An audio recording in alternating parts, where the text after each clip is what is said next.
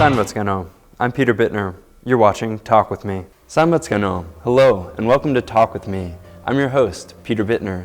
Today's guest is М.Уянга, the country manager of what3words Mongolia, the three-word addressing system. М.Уянга is the country manager of what3words, the British multi-million-pound startup, where she's responsible for the overall success of the three-word addressing system in Mongolia. М.Уянga studied linguistics at the University of the Humanities and international business at Brunel University in the UK through prestigious Chevening Scholarship. She's also an entrepreneur and has robust experience in the banking sector.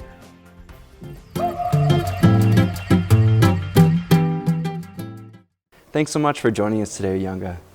Hi, nice to meet you. Nice to meet you. Thank you so much for the invitation. Yeah, it's a pleasure to have you with us today. So tell me a little bit about the work of what3words. So what3words is a global addressing solution. So we basically divided the whole world into the 3x3 meter squares. The whole world? Yes. So this is much bigger than Mongolia or the UK, or it's a massive... Yes, so what3words is a global addressing solution. So we basically divided the whole world into the 3x3 meter squares and allocated 3 random words. So it's not about just Mongolia being addressed, it's whole world with the 3 random words. So how people can use is actually we have a mobile app called what3words, so people can discover their 3-word addresses, search the 3-word addresses, and tell where it is exactly. And of course, like for navigation or any purpose, they can just navigate in the app and then reach the destination, no matter whether they are in the town center or outside town center. So This is the solution that we are offering to Mongolian market and internationally. Wonderful, and it's very precise. It sounds like, in contrast to traditional addressing systems and methods, there would be a big advantage in Mongolia, in particular with the countryside. Yes, so basically we are not competing with any type of addressing solutions or traditional addressing. We are basically complementary and helping people to actually tell exact front door. So this is something very useful. Let's imagine that we are traveling to hoof school, but you wanted to tell where your camp is, especially the gear you are going to stay, to your friends, then you can tell it with the 3 simple words. So you can basically type it and search it in the app in our map site and then tell where exactly it is. So that's where we are also partnering with Ministry of Environment and Tourism these days quite significantly. We signed the MOU last year in May, and this year we are aiming to work together to bring over 1,000 tourists to Mongolia, 1 million tourists to Mongolia to boost the economy in this sector. So this is something that the solution is offering regardless of where the location is.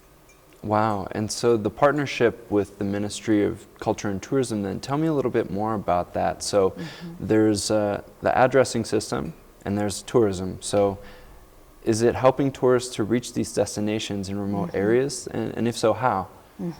So basically, all the tourist camps and everyone who's in the tourism industry, when they need to communicate about the location where they are visiting or where they are inviting their tourists, domestic and international tourists, they can basically tell our location is exactly at this place. So we've been working with Zakhan province and more provinces coming on the way to make sure that all communication includes the 3-word addresses, and that way people can communicate it and find the destination way much easier. Because our technology is also offering offline, you can use it in offline mode, which is the massive advantage, especially if you are operating in countryside than in town center. So this is helping people quite a lot with reaching the destination without having a significant amount of explanation over the phone. Right, yeah, usually those conversations, even in UB here, can take quite a while to be able to get someone who's never been there before, especially, right, to find the right doorstep. So I have a few questions for you. So one is, are the words translated into Mongolian as well? Locally here, and if so, how do you go about that? It sounds like it would be a difficult process. I'm learning Mongolian now. I know that some translations are very difficult. Maybe there are multiple words in Mongolian for a single word in English, and sometimes the opposite So basically what we did at the back end of the addressing solution is we used 40,000 English words for covering the sea. For any type of other countries and any type of languages, we used 25,000 words. So we partnered with over 40 professional linguists from Mongolia, selecting the bad words, I mean, not friendly words and hidden meaning words. So we removed all of them, and then we basically allocated the each like 3-word combinations. So that way, basically, the technology-wise, if the 3-word address for a specific location is in English, then the 3-word address in Mongolian is not the translation of each other. So basically, we used 25 different types of language words in Korean or in Mongolian and just randomly allocated it. So only English covers the sea at this level. Oh, wow. Yeah. Interesting. And when did that process happen? When did you really go online with the Mongolian language version of what3words? So what3words actually established in 2013. So we actually opened our rep office in 2017. So what exactly happened is now we are here to make sure people use what3words to talk everywhere with the 3 simple words. Addressing is already done, so the usage part is where we are focusing in the market. So addressing already done back in 2013 already. So we are keep adding the new languages to make sure this solution become global addressing solution. So we are working to release 9 more new languages. So soon we will have 36 languages available in our app.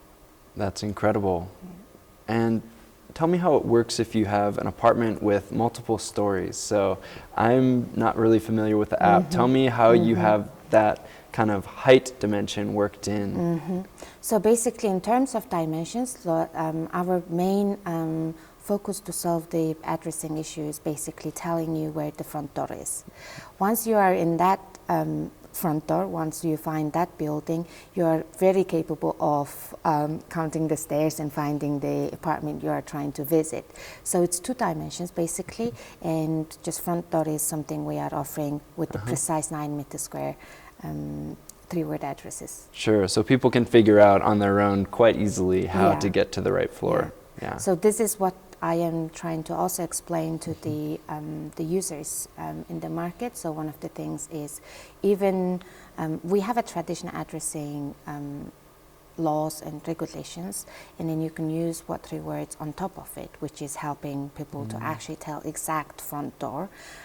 It's something interesting, like you can say Sukhbata district, apartment 8, building 43, then like everyone will ask, so where exactly it is? So if you add the 3-word addresses, you can just find it and navigate to it and visit the apartment. And if the apartment is on the 3rd floor, you can probably reach the 3rd floor at number 8. So that's exactly what we are doing. So it's more using a precise solution. Got it. Yeah, so... Wow. Yeah. And you're partnering with Mongol Shoten, with the national carrier, is that correct? Yeah, so basically in 2016, Mongol Post introduced what3words as the first addressing solution for the postal services, and so we are becoming the postal addressing standard for first time in the world with the postal services. So we now partner with over 7 national post agencies around the world to make sure the parcels are delivered and letters are delivered. So under the partnership, we also, if you also know that Han Bank introduced the first card delivery with the 3-word addresses, which is also delivered by Mongol Post. So it's amazing to see like one partnership leads another, and then the whole market is changing in terms of addressing. So basically, you can order your cards first time in Mongolia since last year online, and you can get the delivery service with the 3-word addresses where the Mongol Post can deliver to your home or to your office. So this is something that we are trying to make sure building in Mongolian market and even make it more successful in the international market as well. Right, and I see in UB here a lot of plaques now on businesses that have the what3words address. That's becoming more standardized as well, it seems.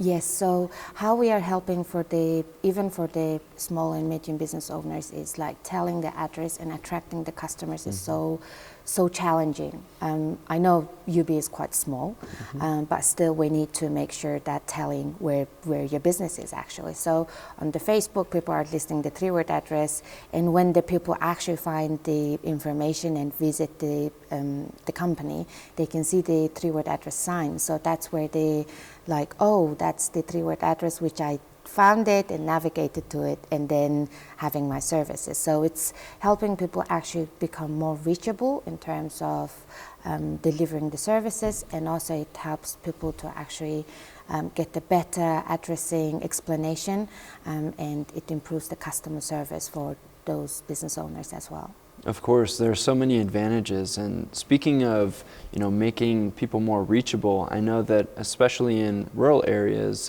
there's also been partnerships with Airbnb, with, for example, reindeer herders. Could you tell me a little bit about some of the use case scenarios and some of the ways in which this is really helping quite isolated remote communities in Mongolia? Yes, so it's one of the interesting projects which we are working on.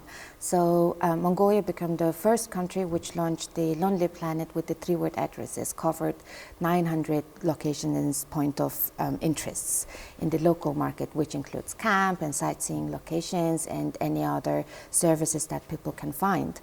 And next project we actually work is that there are lots of hosts in Mongolia for Airbnb, so they started approaching us and making sure that they wanted to list the 3-word address on their Airbnb listing. And one of the projects is that actually in herder and takh, reindeer family, they host people, but finding them and reaching them was very hard, and especially when they're trying to communicate the locations. So what they did is actually they had the 3-word addresses listed on their Airbnb, and then every time there is a booking or inquiry, they can tell where exactly it is. So because they are nomadic reindeer herders, so they go to on top of the mountain or just like edge of the mountain, so they change the locations. So every time they change the locations, they basically communicate to their family members and co-hosts in town center, just this is the 3-word addresses, can you update my Airbnb listing? So that's how they are doing. So every time people are keen to travel and to the takh and being a part of the nomadic life experience, they can basically know where they are heading to. So which helps people a lot to make a final decision whether they should go to there and how many days they're gonna require for visiting that. So we are not only helping at the moment to make sure people talk about the location easily, also we are through tourism and the partnership, we are aiming to make sure that people are earning extra and more accessible and delivering the services in the most efficient way using the latest innovation in technology. Wow. What are some of the biggest hurdles or challenges that you've faced during this initial rollout in the last few years? So we've been operating in Mongolia for 2 years, in May. So one of the challenges there are, if I name 3 top challenges, one of the things is we have an addressing standard in Mongolia, but usually because of the nomadic lifestyle, usually we explain it and then we just there is a huge explanation is going on over the phone where exactly the location is. So that's the point where the people find the location can be something which will be solvable by the new technology, and because location and addressing is not good enough, there are lots of income and also expenses are incurring to the businesses. That's first of all is the understanding of lack of addressing in the market is something that people are still now getting knowing more and then trying to solve it. Second one is that because mapping is a new concept for Mongolians, not only for people living in the urban area, but also in countryside, because we've been working with tourism industry quite significantly to make sure that people benefit from this service industry. And then we realized that people have quite limited understanding about what is mapping, how to use it, and how to navigate to it. So those are the big challenges that we have been working on. So how we are solving it at the moment is actually we are helping all the tourist camps and owners to learn how to use actually social media, how to use three-word addressing solution, how to use mapping, so then it's become comprehensive. So these are the ones that we are working on. So at the moment in Mongolia, we have quite significant amount of our three-word address users as individuals and business and government officials. So it's quite nice to see Mongolia become the first country with the whole ecosystem, which is basically from the delivery to the e-commerce, to the bank, and to the tourism, and even at the government sector using three-word addressing solution. Right. And how many users are there currently in Mongolia, by your estimates? So it's quite interesting. At the moment, what3words is actually one of the top leading navigation apps and travel apps in the market. The usage is something different, that some of our users are using our partner platform, some of them are using our mobile app, and some of them are using our map site. So combined figure is quite tough to tell, but it is already good sign that #1 navigation app in Mongolia, #1 travel app in Mongolia is something already demonstrating how many people are using us in the market and in this different areas of sectors. Wow.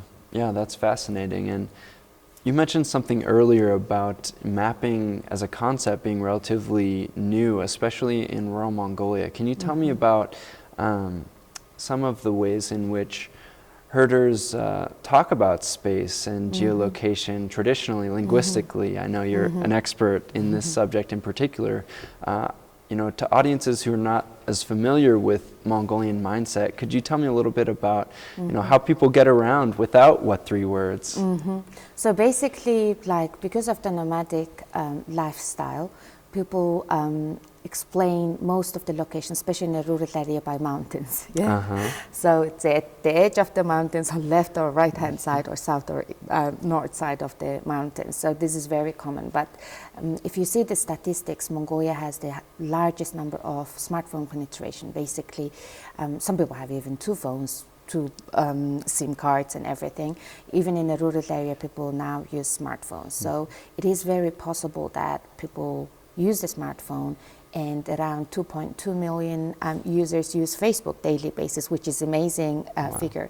And in social media and also the tech savviness, Mongolians have a huge foundation to work on it and make sure they become expert in mapping and using three-word addressing solutions. So that's what we are trying to make in the local market and the countryside, to use what3words app and understand the navigation and mapping and telling precise addressing than explaining the location by mountains or any other sightseeing locations. I am also aware that this is the tradition which we had for a long time ago, but now with all this smartphone penetration, strong smartphone user base, and also the social media, we are very capable of actually helping people to talk about everywhere with just very simple three-word addresses. It's very, for me, it's very doable. We need a little bit of time to make sure everyone is educated in this area. Right, it's a step-by-step process. Yeah, it requires constant determination and training. So I am very thankful for actually Ministry of Environment and Tourism. They are very proactive, very engaging, and also open mindset government agency, which is using the latest innovation to make sure tourism sector is developing in the market and not heavily dependent on the mining sector, which is amazing to see actually. Right. And tell me some of the ways in which you're really getting the word out and communicating, either through trainings or advertising. How do you reach especially some of the users who could benefit the most from it in these rural areas? So what we do usually is we definitely use social media. We also definitely go for the universities to give a talk about what is what3words, how to use it, to make sure the younger generation also picks up the concept and idea. And finally, what we do is like with partnering with Ministry of Environment and Tourism and any other government officials, we basically go and visit or bring them all the camp owners or the tourist sector employees to learn about us. And then they spread the words, and then we talk about it and make sure that we answer and provide necessary information. We even help some of the Amex provinces to actually list the 3-word addresses of all their sightseeing locations and camps to be more reachable on their website and provide the information. So that's how we are at the moment, reaching and scaling the understanding of what3words in the market. And it seems like it's working quite well, and we are quite happy with the results seen lately. That's wonderful. And let's talk a little bit more about you and your background. So I know that what3words is a British multi-million-pound startup, and you also, have a background in the UK. You're the recipient of a prestigious scholarship there. You studied international business in London. Tell us a little bit about that experience and how you got linked up with what3words, if there is a link. Mm-hmm. So it's very interesting, coincidental situation actually. So what happened is in 2015 I actually got scholarship from the British government, which is amazing opportunity. I had the chance to do my degree in international business for master's degree, and under the Chevening scholarship. So the Chevening, one of the beautiful thing is Chevening offers you like huge scale and understanding about understanding the people from the different background, because throughout the year, like from 163 countries, they select the best of talents from the nation they are actually applying this scholarship. So it's good to see like all the bright minds and then also learning from them. And after my degree, I actually came back to Mongolia. So I saw the job ad, which was for what3words. So I just really liked the concept. I really liked the team. And also one of the things I also focus quite heavily is like who I am working for and working with. So I really like Chris Sheldrick's idea and concept. So I got a job in May 2017, and it was pretty amazing to see that. So everything actually linked up. Like I didn't plan to actually work for a British company after I started in the UK, but it worked out quite nicely. So I'm working for what3words for now almost 2 years, so it's amazing. Wow. Yeah. So actually after you came back, then you found out about what3words. You didn't connect directly in the UK. No, it was like, That's funny. It was amazing. Very, again, the reason why I say it's very coincidental is that they were opening in 2017, actually what3words was opening the first rep office outside UK in Mongolia. Wow. And I just finished my master's degree, and then it was very like linked, but I didn't know about the concept and company when I was in the UK. So when I come back to the country, I realized, oh, this is a very interesting concept to work with actually. Wonderful. Yeah. And I'm curious as to how your Chevening scholarship experience really, influences your daily work. Tell me about some of the courses you took and your experience living in the UK and studying international business. So Chevening, actually there are several things that you can get it. So one is like you definitely learn what is leadership and what type of leadership you can have for your team and for yourself. That's one of the things. And also networking, like you will learn so many different types of networking styles, and also like how to carry yourself in the middle of strangers, basically, the people you don't know and then you are first time meeting. And also like understanding the different cultures and diversity, which is very important. So under Chevening, I think I strengthen these core 3 areas. So it always helps me for any type of situations or any type of business meetings or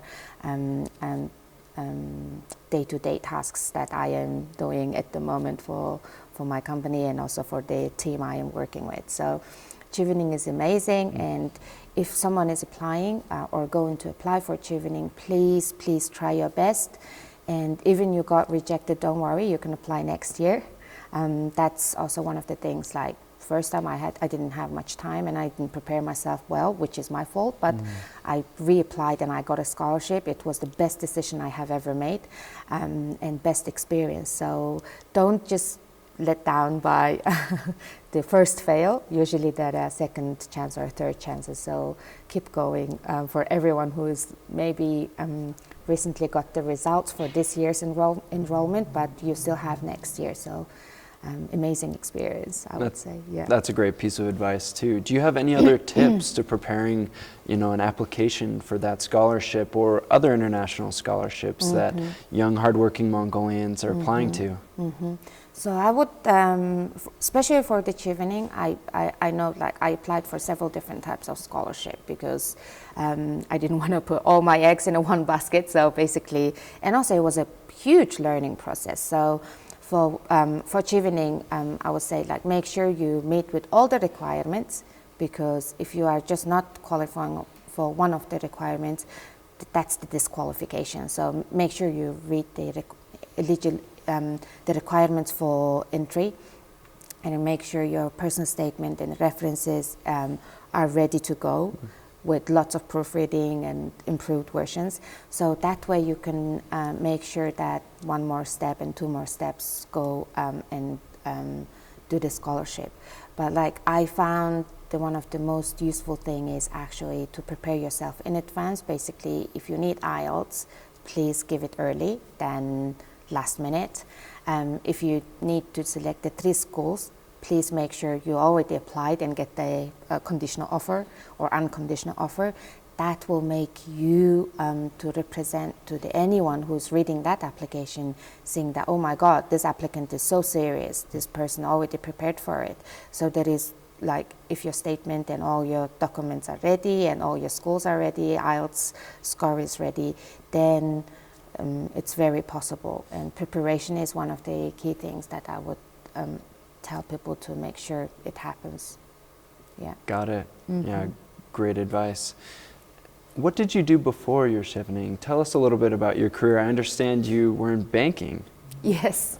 So I did my bachelor's degree in linguistics from University of Humanities. That's where I learned most of my English. And then my specific major was actually English translation. So soon after my graduation, I worked for Bank for 6 years. And that's where I actually applied for chevening and studied. So Bank is one of the great places that you can discipline yourself, become a little bit more visionary and seeing things in a quite larger scale, where you can, like, have the operation goals, how business runs, and also how to deal with some of the challenges that we need to overcome personally and professionally. So Bank was the best experience I had in my very early career. So that's where I shaped more about my personality, what is best, what shouldn't work, what should work, that type of understanding. So yeah, Bank, best place for starting the career and building the network. That's a strong endorsement. Tell me how you developed from linguistics into a really hard business background during your time there, and also, through your master's program. You went from background in linguistics to, well, a natural fit probably in business, still working with words very much every day. Yeah. So basically, I didn't know, like, I will end up working for the tech company when I was doing my bachelor's degree, to be honest. It was mainly for the necessity. One of the reasons I studied English is that was my interest area. That was something I really enjoyed when I was doing it. So after my graduation, I worked for Bank for over 2.5 years as a translator. That's the translator for former CEO of Bank, and also the business meetings and credit and risk committees. And then eventually I got promoted to the trade finance department, which is quite technical facility and credit type of operations. And that's where I actually see the whole operation of banking and business throughout the years I worked for Hambank. And then it was great experience to actually learn from my line managers, who were mainly senior managers like Peter Morrow or John Bell, Irten Dilker, we call her Degi. So they are the ones who I actually helped for translation, also worked with, like Degi, she has amazing English. And then I just like, oh, okay, so if you are a manager, you have to deal with this type of situations. And also, if you are a manager, you need to make sure the business runs this way and that way. So this was the great experience. So yeah, and then all of a sudden, after my linguistics career and being a translator, I shifted into the business area, and then that's where I wanted to learn more. That's why I did my master's degree in international business. And then now I'm in a tech sector. So yeah, that's the whole thing happened just like unplanned and unexpected way, but eventually now I can see that it was a great experience overall. Right. And a lot of people may not know this, but you're also an entrepreneur, and you're able to combine your linguistics background and your business acumen, even before Chevening and your international business studies. Tell us a little bit about Double Check Translation, how that started. I understand you're still a partner there. Yeah. So Double Check is the company I co-found with my partner. So how it happened is two of us, we were discussing about what we can do, like having a project together will be something nice to have. And then we realized that actually there are so many translation agencies, but they are individuals. They are good for individuals, delivering the translations for individuals, but the companies want more reliable services. Some of the sensitive documents they just don't want to give for individual translators. So we opened up Double Check 8 years ago as an officially registered company, making sure we provide the solid, good, accurate translation. So that was the whole story behind it, because language is still my interest area, and then I built it through my career at the Hambank and also working for what3words, like mainly language and linguistics. All the time. All the time. So for Double Check, yes, we wanted to make sure that we also help for the translation industry sector here in Mongolia, which is huge potentials, but very little work done. So we are trying to be one of the exemplary company in the translation industry and localization services, and that's how we are shaping the company. So at the moment we are being considered as one of the top linguistic translation agency in Mongolia, providing services to Google, PwC, even Hambank, and all these top players in international and local markets. So also, like, as I was a translator long time ago as a student, and also after graduating my school, finding a job you really want to for the degree you have done is so hard, especially for translation. So we are offering quite a lot of opportunities for everyone who did the degree in linguistics or in English translation especially. So I think it's quite helpful for as a company for employee and the social side of it, and also for the partners we are providing the better services in the translation industry. Excellent. So thank you so much for your time today, Uyanga. It's a pleasure to have you. Thank you so much for the invitation, and wish you all the best for your nice show. And I'm pretty sure so many Mongolians are learning from this show, because this is one of the talk show I really like enjoying to listen how our other Mongolians are speaking in English, as well as the expertise who are sharing their experience. So wish you all the best. Thanks so much for that. Thank you. Wonderful. Great. That does it for today's episode. Our guest was Uyanga Monkbold, Country Director and Manager of what3words Mongolia. I'm your host, Peter Bittner. Thanks for joining us on Talk With Me. You can connect with us on Facebook at Talk With Me Star TV Mongolia. You can also watch this episode and many others on our YouTube channel, Star TV HD. We'll hope you'll tune in again next time. Varsla, Varsta.